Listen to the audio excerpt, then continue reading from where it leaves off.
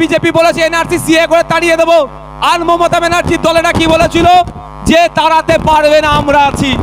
এখনো বলুন, এই 2026-এ নির্বাচন আসছে, এসআইআর করে ভোটাধিকার কেড়ে নেবো গল্প শোনাচ্ছে শুভেন্দু অধিকারী, আর মমতা ব্যানার্জি ফিক ফিক করে এসে বলছে আমি থাকতে এসআইআর হতে দেব না। অলরেডি কাগজ নিয়ে আপনাকে আমাকে ছুটাছুটি করতে হচ্ছে, আমার নামও নোটিশ এসে গিয়েছে। নোবেল জয়ী বিখ্যাত মানুষ অমর্ত্য সেন্সারের নামেও অপদার্থ কমিশন নোটিশ পাঠিয়েছে এই বিজেপি তৃণমূলের পাল্লায় পড়ে। শুধু তাই নয়, মানুষ যদি 2026 লোক বিধানসভা নির্বাচনে আমাদেরকে সুযোগ দেয়, তবে আপনাদের উপস্থিতি প্রমাণ করে দিচ্ছে যে বাংলার অলিতে গলিতে ইন্ডিয়ান সেকুলার ফ্রন্টের যে জয় জয়কার হবে, সেটার আপনাদের উপস্থিতি আজকে কিন্তু প্রমাণ করে দিচ্ছে।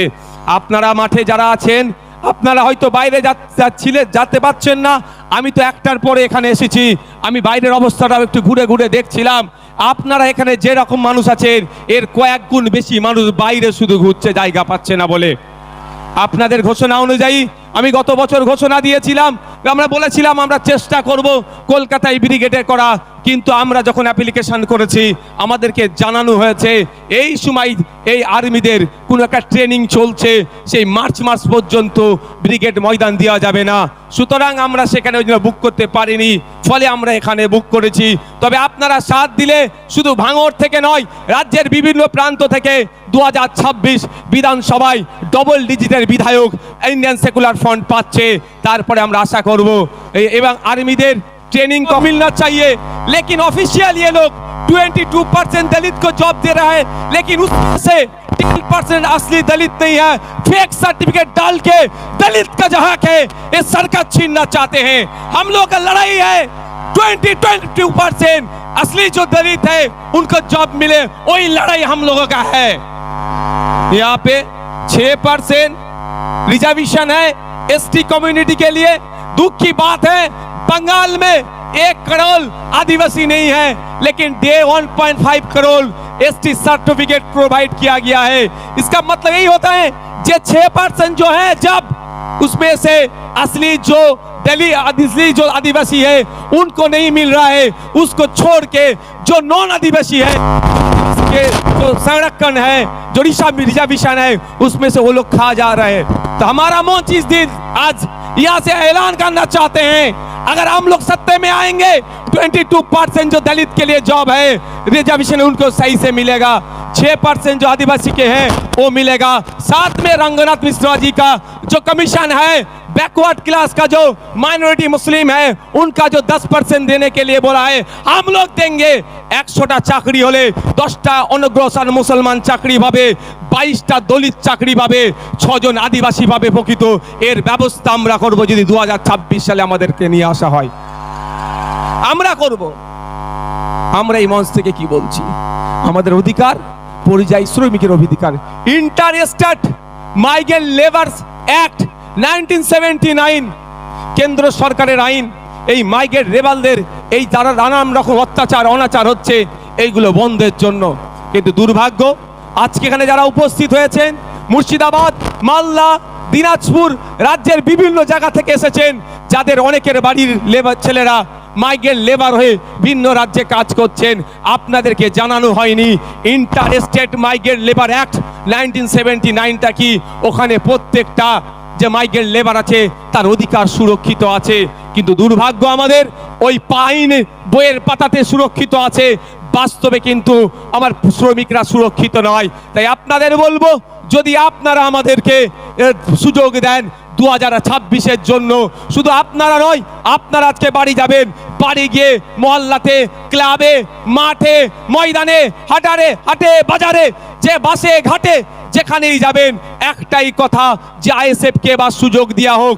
আইএসএফ এই চোর ডাকাত গুন্ডা মস্তানগুলোকে সরিয়ে দিয়ে সুষ্ঠু সমাজ ব্যবস্থা নিয়ে আসবে, যে এই সমাজ ব্যবস্থায় সরকারি কর্মচারীরা তার হকের দিয়ে পাবে কেন্দ্রীয় সমাহারে, যে সমাজ ব্যবস্থায় শূন্য পদগুলো পূরণ হবে, বেকারত্ব দূরে সরানো হবে, যেই সমাজ ব্যবস্থায় আনিসের বিচার হবে, তামান্নার বিচার হবে, তিলোত্তমার বিচার হবে, যে সমাজ ব্যবস্থায় নারীরা তার অধিকার পাবে, যে সমাজ ব্যবস্থায় কৃষক তার উৎপাদিত ফসলের দাম পাবে, যে সমাজ ব্যবস্থায় আমি আপনি মেহনত করছি, আমার আপনার শ্রমের মূল্যায়ন হচ্ছে না, এই শ্রমের মূল্যায়ন হবে মিনিমাম ওয়েজেসটা আমরা বাড়াবার ব্যবস্থা করব।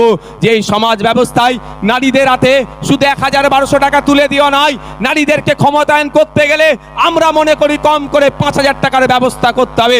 সেই সমাজ ব্যবস্থা আমরা নিয়ে আসবো। তবে হ্যাঁ, 5000 টাকা দেওয়ার সাথে সাথে রাজ্য কিছু কাজ বুঝে নেবে। এই সুষ্ঠু সমাজ ব্যবস্থা আনবো যেখানে বর্ণগত, জাতিগত, ধর্মগত, নারী পুরুষের কোনো ভেদাভেদ থাকবে না, যেখানে সবাই আমরা মানুষ, আমাদের সামাজিক পরিচয় আমরা যেটা সেটা নিয়ে মাথা তুলে বেঁচে থাকবো। সেই সমাজ ব্যবস্থা নিয়ে আসবো।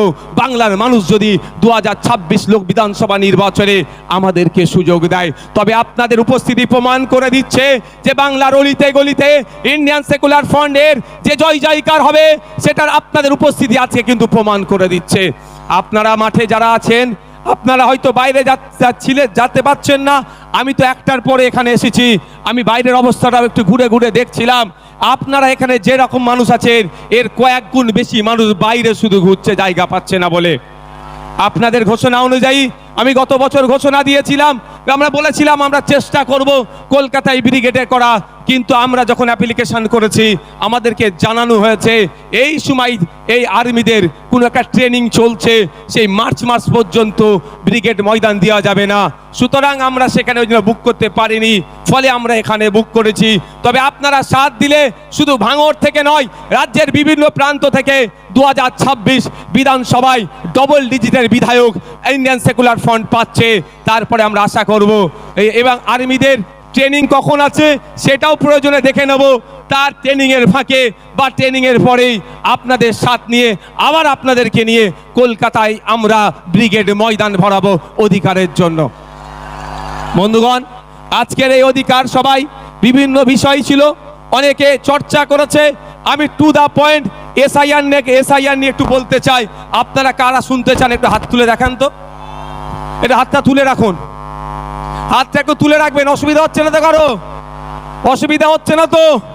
ইভিএম মেশিনের সামনে গিয়ে খাম চিহ্নটা দেখবো, আর যেখানে খাম চিহ্ন থাকবে না আমাদের নেতৃত্বরা যেটা বলবেন সেখানে আমরা অন্য কোনো বুদামে হাত দেওয়ার দরকার নাই। আমি এসআইআর নিয়ে গুটি কয়েক কথা বলবো বলে আমি বক্তব্য শেষ করে দেবো। আমি কথা দিয়েছিলাম শীতকালের বেলা সকাল সকাল আসুন, সকাল সকাল ছেড়ে দেবো, কথা দিয়েছিলাম তো। আমি আপনাদের এসআইআর নিয়ে বলছি, এই একদম মাথায় ঢুকিয়ে নিন। এই এসআইআর যে সমস্যা তৈরি হয়েছে, এই সমস্যা তৈরির পেছনে দুটো রাজনৈতিক দল সম্পূর্ণভাবে দায়ী। তৃণমূল বিজেপি মিলে এসআইআর নামক সমস্যাটাকে তৈরি করছে ইলেকশন কমিশন অফ ইন্ডিয়াকে সামনে রেখে। তাই আমাদের যেভাবে অহেতুক হয়রানি পেরেশানি করা হচ্ছে, এর জবাব আমরা ইভিএম মেশিনে গিয়ে এই তৃণমূল আর বিজেপির বিরুদ্ধে আমরা দিয়ে দেব। আমি প্রমাণ দেব আপনাদের, প্রমাণ ছাড়া আমি কথা বলি না, আমি প্রমাণ দিয়ে দেবো একটা একটা করে। যদি আপনাদের শোনার এনার্জি থাকে আমি তাহলে শোনাবো। এনার্জি আছে তো ভাই? তাহলে আমি শুনিয়াবো। একটু পোলটা খোলা দরকার। সাপ হয়ে কামড়াচ্ছে আর ওজা হয়ে ঝাড়ার চেষ্টা করছে। সাপকেও ধরতে হবে, আপনাদের মাবি বলে রাখি, 2021 নির্বাচন পার হয়েছিল সিএ এনআরসির ভয় দেখিয়ে, সিএ এনআরসি করে দেশ থেকে